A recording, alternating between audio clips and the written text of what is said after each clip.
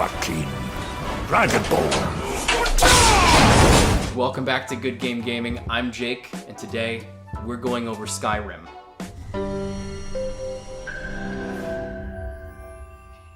So if I do this review correctly, you will know almost nothing about this game. And hopefully you'll try it.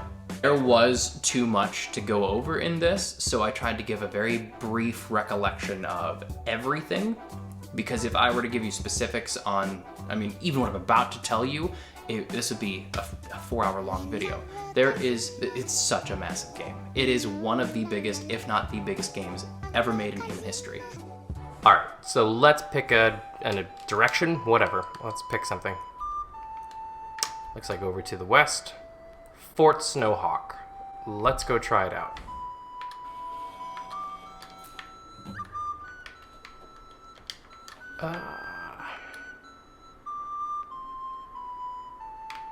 Let's go this way. And there's a dragon up there.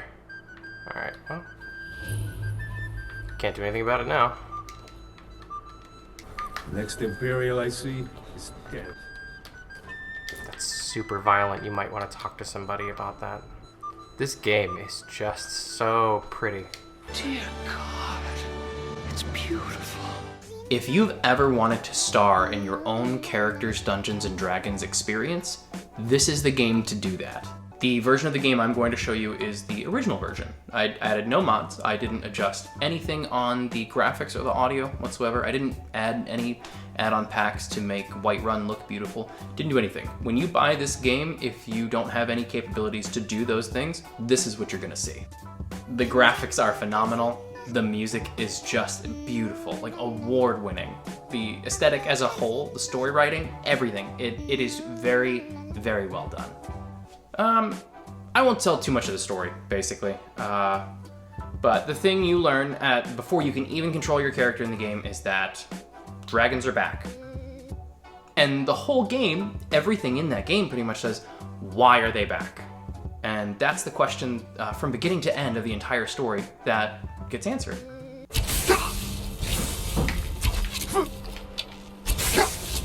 No more! I yield! I yield! Hey, don't. It's just riddled with arrows. Gosh, all right. I went up to him. Yes? And I stabbed him 37 times in the chest.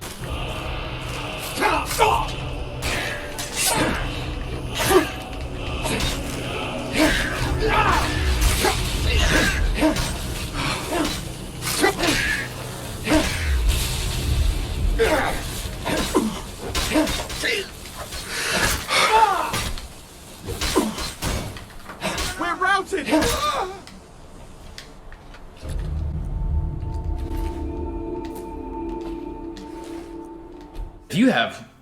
If you have a lot of time to dedicate to a really good game, this is definitely one of them. I would recommend you probably put about 20 hours into this game. To say to you 20 hours is like the minimum you should play. The maximum, please go outside.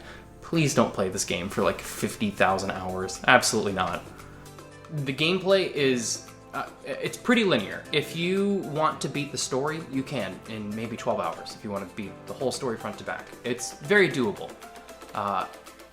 The caveat is when you look at all the side quests you can do, all the dungeons that are not part of quests that you can just find, all of the places you get to explore, and all of the skills you get to master. Skyrim did a pretty cool thing where you wouldn't just level up from basic experience. You would level up from using certain skills. Sneak. You want to sneak around. The more you do it and the more you're hidden from people, your sneak goes up. And as your sneak goes up, it'll just say like, sneak increased to 45, sneak increased to 72, whatever. When you raise that level, your total level gains experience. I'm a slithery little sneaky snake. I'm so slithery and sneaky. All right. We have a dragon.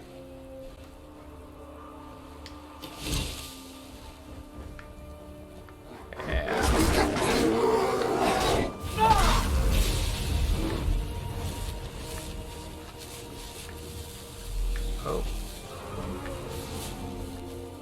Do I have more enemies than just the dragon?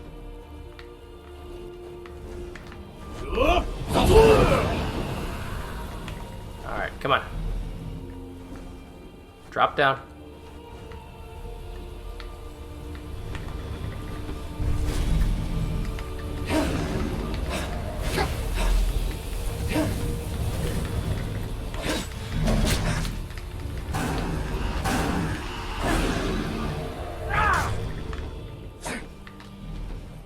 You can level infinitely. The original game, you could get up to level 81.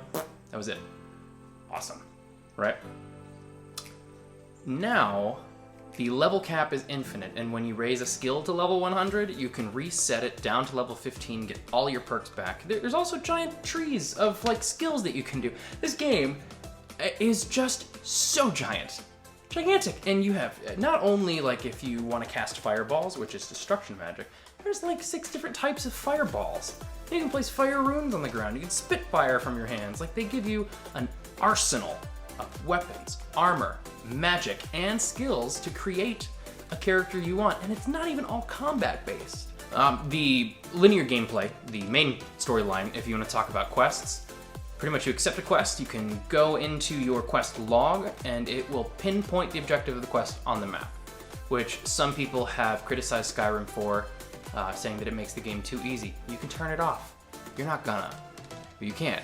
Did he land over there? Come on. Almost. Oh, baby steps.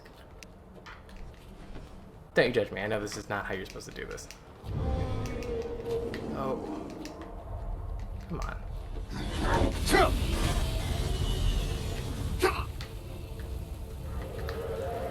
We're just gonna do. Ooh. Okay. Oh, there's a word of power too. Cool.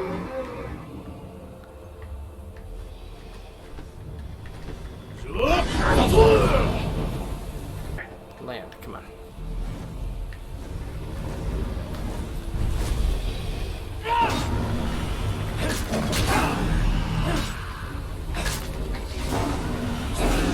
Done.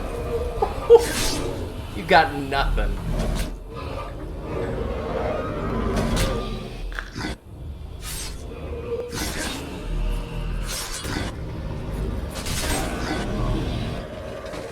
I don't remember the animation taking that long. All right. It's such a long playing game. If you want to try and just, beat all the dungeons, find all the secrets, kill all the enemies, collect all the armor and magic and whatever else, have a house in every city, have a wife in every city, whatever.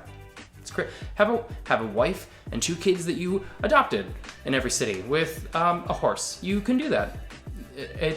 It gives you the option to play whatever character you could imagine. If you'd like to play a paladin that, is a really good merchant, or if you want to play a necromancer who's super religious, you can do that too. It's ridiculous.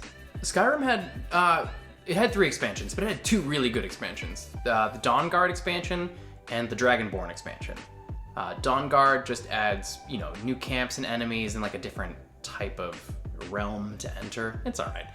But Dragonborn gives you almost an entire island continent to explore with more dungeons and more bosses and more puzzles and more spells and more weapons and more everything, and it's slightly overwhelming because the base game itself was huge. And then to have Bethesda come out later and be like, you know what? We're gonna do even more. That was a big deal. It's a huge deal. Cool.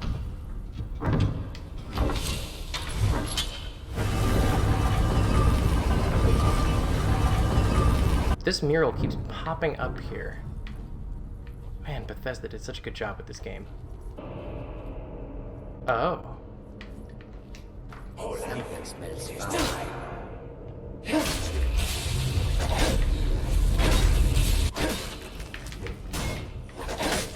Oh, he's fighting with me. Cool. A small army in here. Okay.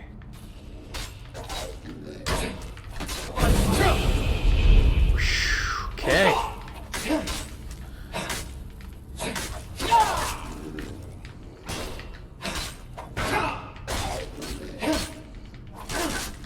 Got it. Awesome. There can be only one. The combat is super fun. I have one criticism of the combat, and it's pretty minute, and that's the menu. On the computer, I believe you can set specific macros on, you could push a button and suddenly you have all of your other heavy armor on, or push a button and then you're in your mage outfit and you can start casting spells. Your spells are equipped in your hands. The menu, when you actually play the base game as it is, to navigate through the menu is very immersion breaking. The level of detail they're trying to provide you has to come with something like that. There's no way to have as much information thrown at you in this game as there is without a very, very comprehensive menu system. That's a downside, but if you go into a battle knowing exactly what you're gonna do and having everything ready, and you plan it out, there is almost nothing better than hearing that dungeon completed noise at the very end when you know you've killed all the enemies. And yeah, I don't know, it kind of sounds like that Law and Order noise, but lower and dronier, like a dun dun. The aesthetic of the dungeons are so good. You'll spend most of your time in the dungeons. I don't want to keep saying that like that's not the bulk of the game. It really is. Most of the quests, most of the side quests involve go into a dungeon, get this, or kill this, or find this, or solve this puzzle. That's a huge chunk of the game. And when you go dungeon crawling, you'll have a lot of the same enemies and traps that puzzles that you run into. Anything in this game that I say you can get tired of, or it look boring or old or repetitive, only happens because the sheer amount of time you can play it. Anything's gonna seem old. Anything will seem old after, 120 hours of it? The story is really beautiful. If you've played any of the other Elder Scrolls games, you know that story is a big thing for Bethesda. I don't think I've ever played a game that made me more nervous to accidentally kill a chicken than to purposefully fight a dragon. You son of a...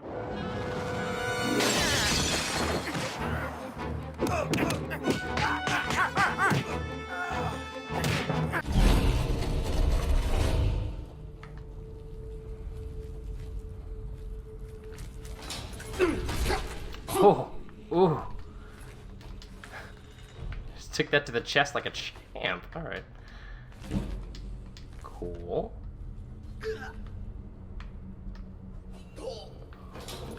Jazargo is getting hit by something.